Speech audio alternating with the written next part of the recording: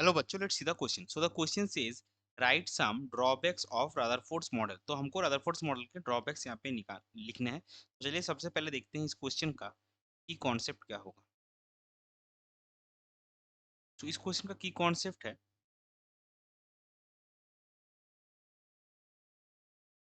Drawbacks of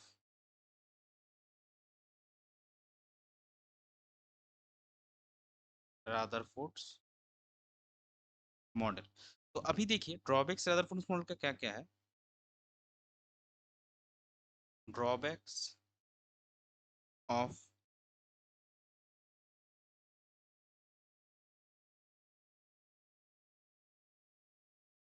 Rutherford's model are, पहला, it can not explain the stability of motion of an electron and stability of atom and stability of atom।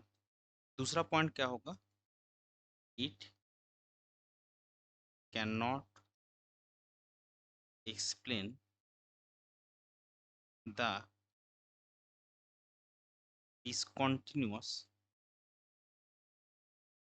spectra of hydrogen. तो अभी देखिए Rutherford model में Rutherford ने क्या बोला था कि जो पॉजिटिव चार्ज है वो आपके एटम के सेंटर में, न्यूक्लियस में सेंटर्ड है और उसके सराउंडिंग में इलेक्ट्रॉन क्या हो रहा है, रिवॉल्व कर रहा है। तो अभी रदरफोर्ड ने बोला था ये जो इलेक्ट्रॉन न्यूक्लियस के सराउंडिंग में रिवॉल्व कर रहा है ये आपके जो घूमते टाइम ये कॉन्टिन्यूस एनर्जी रिलीज करेगा। अगर वो उस पॉइंट को हम मान के चले वैलिड, तो क्या होगा, अगर वो कॉन्टिन्यूस एनर्जी रिलीज करता जाएगा तो उसका जो वेलोसिटी है वो धीरे धीरे गिरता जाएगा। तो गिरते गिरते क्या होगा, वो अल्टीमेटली हायर ऑर्बिट से नीचे आते आते आते आते वो लास्ट में न्यूक्लियस में गिर जाएगा, जो कि पॉसिबल नहीं है क्योंकि स्ट्रक्चर ऑफ एटम में क्या होता है, न्यूक्लियस आपका बीच में रहता है सेंटर में और इलेक्ट्रॉन उसके चारों तरफ घूमता रहता है। तो ये ना ही इलेक्ट्रॉन का मोशन को एक्सप्लेन कर पाया और ना ही स्टेबिलिटी ऑफ एटम को ये एक्सप्लेन कर पाया। दूसरा क्या है, रदरफोर्ड अगर इलेक्ट्रॉन कॉन्टिन्यूस एनर्जी आपका रिलीज कर रहा है तो उसका क्या होगा, जो स्पेक्ट्रा मिलना चाहिए वो कॉन्टिन्यूस स्पेक्ट्रा मिलता है, लेकिन हाइड्रोजन के केस में जो स्पेक्ट्रा है वो डिसकॉन्टिन्यूस स्पेक्ट्रा मिलता है।